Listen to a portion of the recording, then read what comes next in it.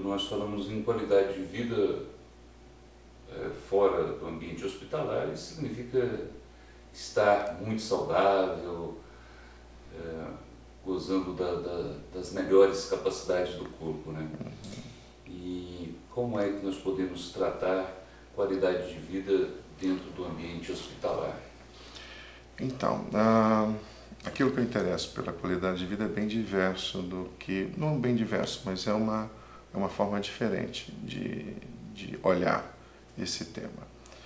Eu comecei a estudar qualidade de vida, na realidade foi um pouco casual. Eu estava num congresso na Europa e estava se formando um grupo de pesquisadores em reumatologia pediátrica no mundo inteiro, e era necessário naquela época de início conhecer a percepção de bem-estar das crianças, dos adolescentes que são submetidos a drogas, a medicações novas para o tratamento da doença, especificamente da artrite reumatoide juvenil, e portanto eram necessários estudos em todos os países, porque esses estudos são multicêntricos, como ensaios clínicos de testes de drogas, e era necessário conhecer o impacto dessas medicações, não só na doença em si, não só na visão do médico, na visão do que o médico acha que melhorou ou não, se a inflamação diminuiu ou não, mas saber, sobretudo, o impacto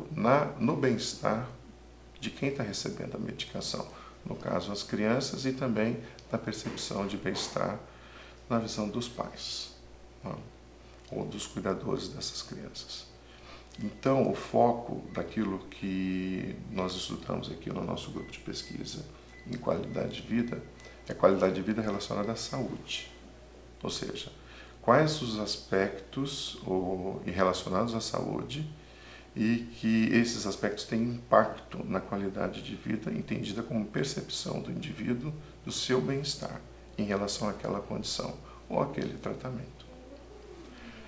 Então, isso significa, em outras palavras, amenizar certos desconfortos que diferentes doenças ou situações... Não é bem isso. Significa que uma coisa é o médico entender que aquele indivíduo, aquela criança ou aquele seu paciente, ele apresentou uma melhora clínica da perspectiva dele.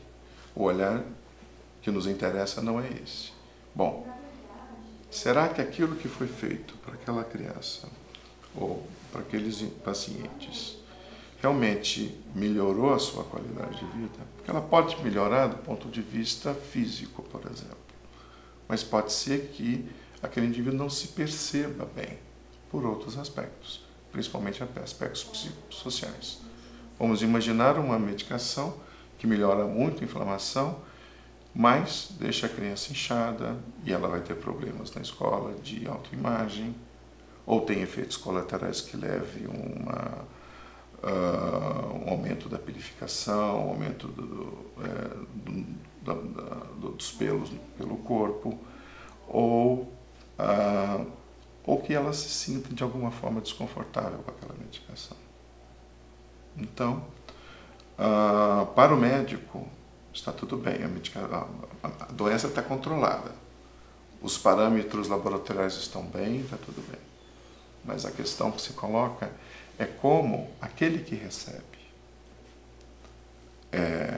essas intervenções se sente.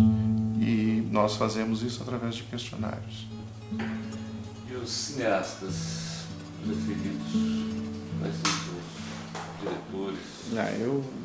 Autores preferidos? Em primeiro lugar, o Woody Allen. Sem dúvida. Eu não tenho uma cultura cinematográfica assim, sólida, não. Gostaria de ter, mas não tenho. Então, Antonioni, Fellini, alguns filmes eu vi, gosto muito do Bergman, mas como eu assisto mais, a minha história de vida é a história dos filmes que eu assisti, que é da década de 70, 80 para cá. Eu não tenho eu gostaria muito de fazer isso, agora com o DVD que eu tenho de todos, e ter esses outros diretores antigos. Não, essa cultura eu não tenho. Portanto, os meus preferidos são esses, e que hoje eu gosto muito, basicamente três, né?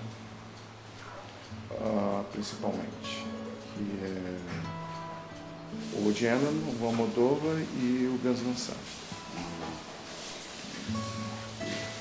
E tem algum filme que você gosta em especial, que é marcante, daqueles que você volta a assistir com uma certa frequência?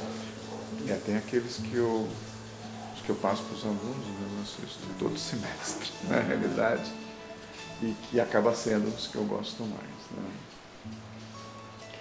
Bom, do Woody Allen, que eu mais, assim, eu gosto mais em função, acho que talvez pelo tipo de aula que eu dou, aí, meu companheiro aí, noturno, diurno, 24 horas. E a questão ética também faz parte do seu trabalho, discutir a ética, e é mais especificamente dentro do campo médico, né? Eu tenho um interesse também de pesquisa, eu tenho publicado alguns artigos a respeito disto.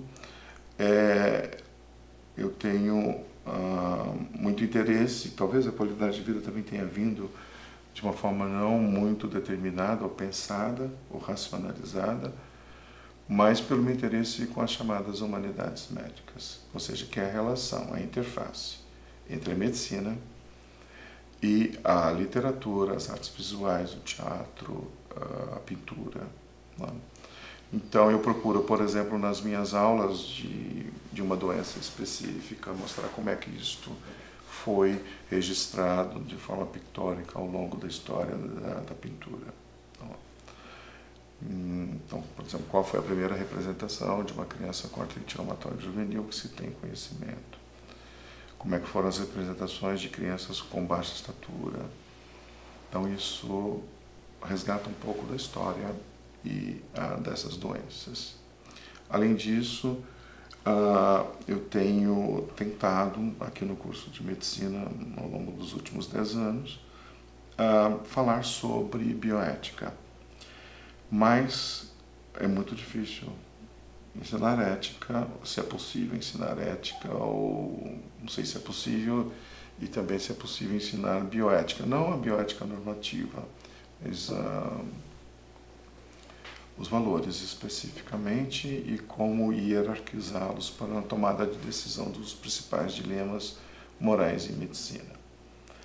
Mas uma forma possível, e isso tem sido feita nos Estados Unidos e na Europa, é através de filmes. Então, o que eu tenho tentado é passar alguns filmes que tratam de dilemas morais importantes de medicina, não só de dilemas morais em medicina, mas também alguns filmes que tratam de ética em geral. Quais filmes, por exemplo, o senhor escolhe para essa reflexão? Essa disciplina semestral, eu procuro, de uma certa forma, variar alguns filmes. Mas alguns filmes eu sempre passo. Eu começo sempre porque eu quero discutir a questão do sujeito ético, dos seus valores, daquilo que tem ou não conteúdo ético. E eu escolho um diretor que eu acho que é central que pode nos ajudar muito em ética, que é o Woody Allen. Então, eu recentemente tenho passado o Match Point, porque é um filme que trata, primeiro, como é possível uma ética no mundo atual, como é que é possível pensar isso.